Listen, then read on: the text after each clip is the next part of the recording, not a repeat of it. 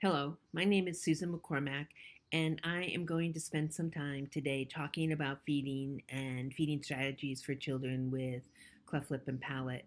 I'm primarily going to focus on cleft palate. Children with cleft lip generally can accommodate and feed functionally.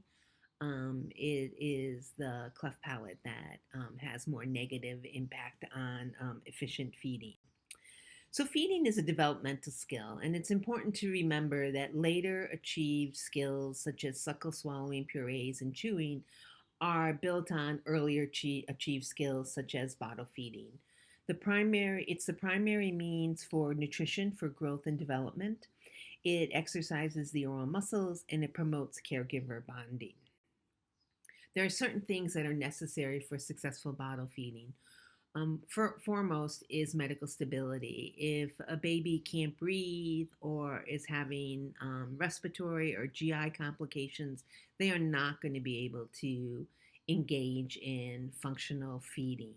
They need to be at least 34 weeks post-menstrual age. That is when the nutritive suck is efficient enough for feeding, for bottle feeding. They have to be able to achieve a calm and awake state. A non-nutritive suck should be present, and they should be demonstrating feeding readiness cues such as rooting. Sucking is the rhythmic movement of the mouth and tongue on a bottle, breast, or pacifier. There are two types of sucking. One is non-nutritive sucking, and the second is nutritive sucking. Non-nutritive sucking is that sucking the baby engages on a finger, on the pacifier, on a non-nutritive teething toy. It is about 2 sucks per second. The suck swallow ratio is about 6 to 8 sucks to 1 swallow. The infant maintains the same numbers of suck bursts throughout the feeding. So it's very rhythmic and very organized. And they maintain the same duration of breathing breaks throughout the feeding. Nutritive sucking is the sucking the infant engages in for feeding, for nutrition and hydration. It generally is 1 suck per second, and the suck swallow ratio is thought to be 1 to 1, although recent literature is suggesting that infants, even newborns, may be showing 1 to 4 sucks per swallow ratio. The number of sucks per burst decreases as the feeding progresses, and this may be related to fatigue as well as satiety. And the duration of the breathing breaks are longer, and mostly because that suck, swallow, breathe, suck, swallow, breathe, suck, swallow, breathe is more demanding on the respiratory system than the non-nutritive sucking. So nutritive sucking is based on a negative positive pressure. Positive pressure is the compression of the nipple, whereas negative pressure is the suction on the nipple. So what happens is the infant takes the nipple into their mouth. They cup their tongue around the nipple and they move their jaw up and they establish a completely closed cavity. And this obviously is infants without a cleft. Then, and that's positive pressure or what we refer to as compression. Then they drop the jaw down. This changes pressure to negative, and that is what we refer to as suction. So the infant presses the nipple up, which pushes the fluid out, and then they drop the jaw down, which allows the nipple to fill again. And it's that rhythmic pattern, compression, suction, compression, suction, compression, suction, that allows for efficient feeding.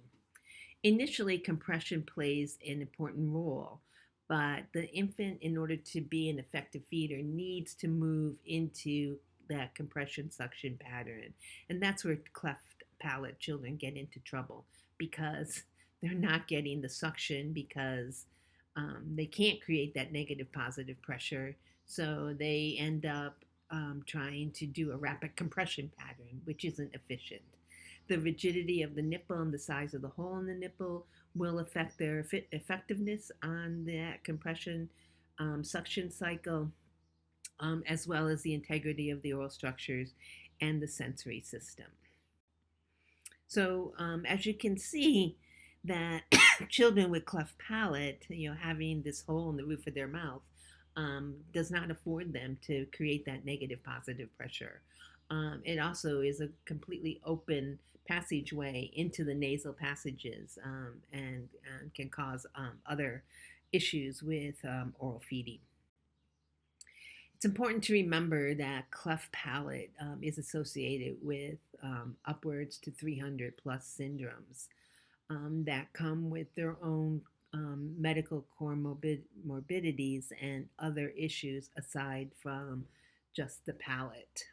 A lot of these, and these are just some of the common ones, and a lot of these syndromes have respiratory and cardiac um, co occurring medical issues, which also negatively impacts ability to be an efficient feeder. So, what are some of the common issues with feeding with children with cleft palate? Well, obviously, as we just talked about, they have poor sucking. They often have nasal regurgitation. Their feeding times are much longer, which leads to poor weight gain and failure to thrive because they're using more calories than the calories they're taking in. Because of the inability to be an efficient negative positive pressure and maintain that expression, oftentimes that the fluid that they're expressing is varied, which can lead to poor oral control and coughing and choking. They often have increased air intake, which leads to discomfort and burping. And these children often have reflux that should be treated. So when we see children with cleft lip and palate, feeding should be assessed from the get-go and referrals to the appropriate providers for any concerns identified. Reflux should be aggressively treated, and some first-line strategies can be trying a faster flow nipple. Just going from a level 1 to a level 2 nipple can be efficient for a lot of these children, or is making your own crosscut nipple. So taking a nipple and squeezing the end and just using a sharp blade and just make a small slit at the point of the hole. You have to be careful. You don't want to make it too big, and you have to be careful with those. You should inspect the nipples prior to every feeding because cutting the nipple ourselves decreases the integrity of the nipple, and the hole gets larger, or little pieces of plastic start to break off, or the nipple plastic starts to break off. So you should be careful when you are making your own nipples. So some common feeding strategies are frequent burps, smaller, more frequent feedings, excuse me, cheek stroking to stimulate the suck swallow, jaw stabilization, watching for stress signs and making accommodations within the feeding, decreasing distractions and noise, swaddling, a more upright position, and which can use gravity so that the fluid flows back into the throat for the swallow, and appropriate nipple bottle choices. So I want to talk about some bottle options. So this is a bottle that's available here in the United States. It's called the Mead Johnson Cleft Palate Nurser, or the Infamil feeder. It has a narrow, long nipple, and it's a firmer plastic or rubber, and has a cross cut or X cut on the nipple. The bottle is made out of soft plastic, so you can squeeze the bottle. So as the baby drops the jaw down for suction, you can express the fluid into the oral cavity. Another common bottle here in the United States is the Dr. Brown Specialty Feeder. This bottle has a valve in it, and it's that little round blue disc, and that goes into the nipple. And that valve accommodates the inability to create a negative positive pressure. You can change the nipple so it has various flow rates. So you can use a level 1, a level 2, level 3, a level 4. They have a wide cut. Dr. Brown's has a wide range of nipples, and one of the negatives is that it has multiple parts. But we do have a lot of success with this bottle with the level 2 nipple. Another bottle option is the pigeon feeding system. This is made by a company excuse me, in Japan, it too has a valve in it, very similar to the valve in the Dr. Brown's. It pops into the base of the nipple, and accommodates for that inability to make that negative positive pressure change. It comes in various sizes. The nipple is a Y-cut nipple, and the top of the nipple is a firmer plastic, and the bottom is a softer plastic. So that firmer plastic goes up against the cleft, and it's firmer so that as the infant engages in compression, it's not collapsing the nipple, making it inefficient to express the fluid. Another option is the Medela Special Needs Feeder or the Haberman feeder. This too is a bottle that has a valve in it that is placed in the bottom of the nipple. It comes in various sizes, and the nice thing about this bottle is that you don't need to change the nipple if you want to do different flow rates. Just by moving the nipple into a different moving the nipple either left or right, you can go from a fast flow to a medium flow to a slow flow. Um, it's an expensive bottle, and it's not something we use a lot here in the United States. Another option is to make your own squeeze bottle, and you can do that by using the Playtex drop-ins, which is like a plastic sleeve. It's sort of like very similar to a little plastic snack bag that you might put cookies or chips in that you take to work. And they come in 4-ounce and 8-ounce sizes, and you can get the 8-ounce size and put it in a 4-ounce Playtex bottle, or you can cut off the bottom of a 4-ounce bottle and put it in that 4-ounce bottle and screw your nipple on, and then you can just squeeze the plastic bag in concert with that compression suction cycle. All of these bottles are available. All of these bottles in the Playtex drop-ins are available on Amazon. And then some other options are up at the top. Those two like brownish nipples are called Nook nipples, and we don't use that. We don't use a Nook nipple that often, but have had some success with it, especially in children with Pierre Robin, whose mouth is really small. It fills the oral cavity, and by their compression, they can squeeze out some fluid. It's not as efficient as some of the other bottles, but it is an option. And there are various Nook nipples on the market, or orthodontic nipples. Some of them do come with crosscut. Most of them don't, and so you would have to probably make a crosscut in this nipple as well. The bottle with the pink flange and the purple flange are two nut bottles that are made in India, and we do not have them excuse me, in the United States. They are just not available in our country.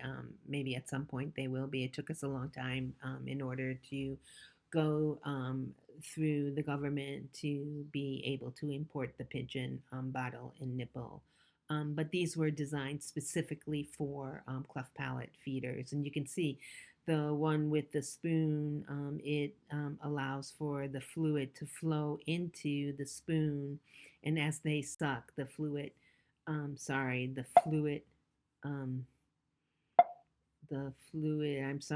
that. The fluid fills the spoon, and then they can get little sips from the spoon. Some other strategies that we use all the time, we use this with all of our feeders, whether they have a cleft or not, is cue-based feeding. And cue-based feeding is infant-driven. It allows the infant to lead the feeding. So all feeders are taught some strategies to use when certain signs are seen that the infant is having discomfort or trouble maintaining an efficient suck swallow breathe pattern. and paying attention to the infant's cues. Do they start to choke? Is fluid coming out their mouth? Do they start to pull off the nipple? That's all cues that the infant is telling us that the feeding's not as efficient. So what are some things that we can do? We can stop the feeding. We can do some pacing. We might need to do some chin cheek support. But it's paying attention to that feeding and making those changes in real time during the feeding. It means that for one feeding, you may use strategy ABC, but for another feeding, you may do KYZ. Um, it's cue based. You pay attention to what the infant is telling you, and you make the changes in real time. Some environmental modifications. So state is so important. The ability to maintain a calm, awake state is so important to be an efficient and effective oral feeder.